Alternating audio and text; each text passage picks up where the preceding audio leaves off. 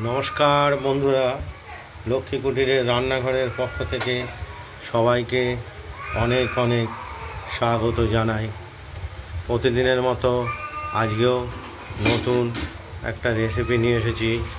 সেটা হলো কাটা কাতলা মাছ আলু দিয়ে ঝোল।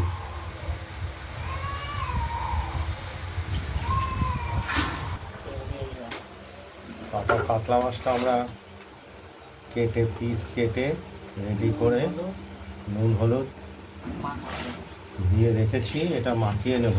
আলুটাও কেটে রেখেছি।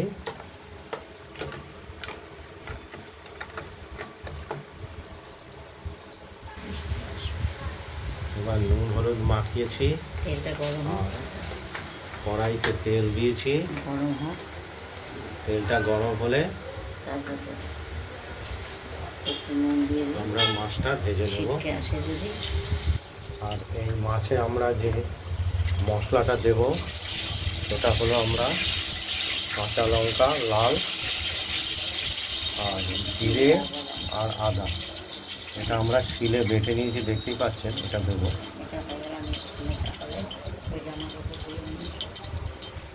তেলটা গরম হয়ে এসেছে, নুন দিয়ে দিলাম, নাহলে তো গায়ে ছিটে আসবে। এবার এক এক করে মাছ আমরা হালকা ভেজে নেব।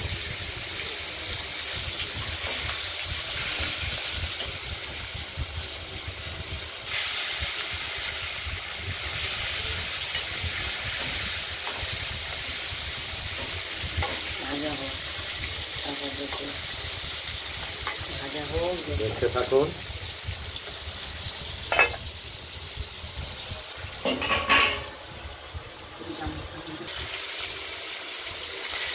মাছগুলো এক পিস ভাজা হয়ে গেছে, আরেকটা দিক ভেজে নেব, তাহলে আমাদের মাছ ভাজাটা হয়ে গেছে।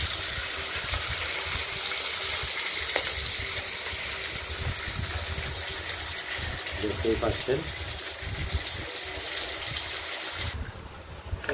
মাছগুলো ভাজা হয়ে গেছে, তুলে নিয়েছি। এরপর তেলের কড়াইতে আমরা শুকনো লঙ্কা, তেজপাতা, দারচিনি, এলাচ এগুলো ফোড়নিটা ব্যবহার করছি। আর দেব কালো জিরে, না এটা সাদা জিরে দেওয়া হবে। সাদা জিরেটা ব্যবহার করছি। এরপর কেটে রাখা আলুগুলোকেও দিয়ে দেবো, দিয়ে ভেজে নেব।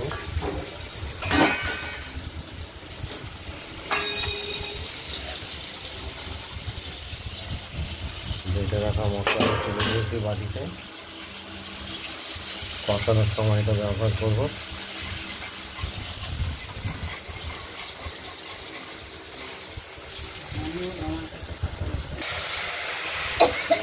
বেটে রাখা মশলাটা দিয়ে দিলাম।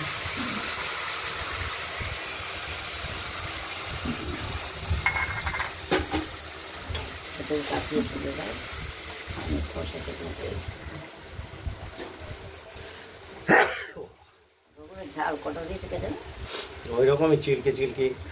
বিশ্বাস নেই তো, চিলকে চিলকে দেখলেই ওই খাচ্ছে না, ওটা হোক হয়নি। বসতে থাকুন। আচ্ছা, এটা আমরা জল দিয়ে দিলাম, এবার একটু কষানো হবে, দেখতে থাকুন। মশলাটা কষে এসেছে, তেল বেরিয়ে গেছে। এবার আমরা জল দিয়ে দেব, দিয়ে একটু নাড়াচাড়া করে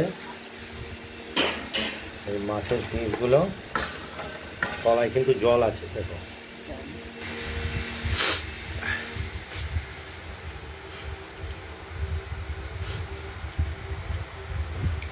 পিসগুলো ঝোলে দিয়ে দেবো।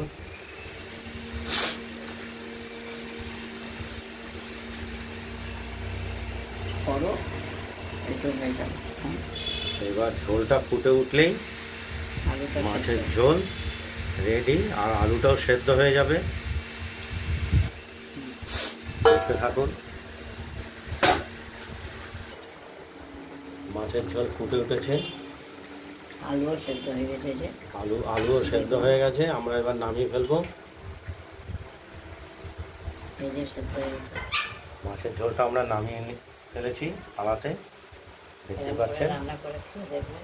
আপনারা বাড়িতে এই কাতলা মাছ আলু দিয়ে ঝোল এটা রেসিপিটা করে দেখবেন, কেমন লাগে আমাদের। তা আমাদের কমেন্টস করবেন, আর আমাদের চ্যানেলটাকে লাইক, শেয়ার এবং সাবস্ক্রাইব করে দেবেন। আজ এখানেই আরেকটা রেসিপি হবে বন্ধ শেষ পর্যন্ত এটা শেষ হলো। বন্ধ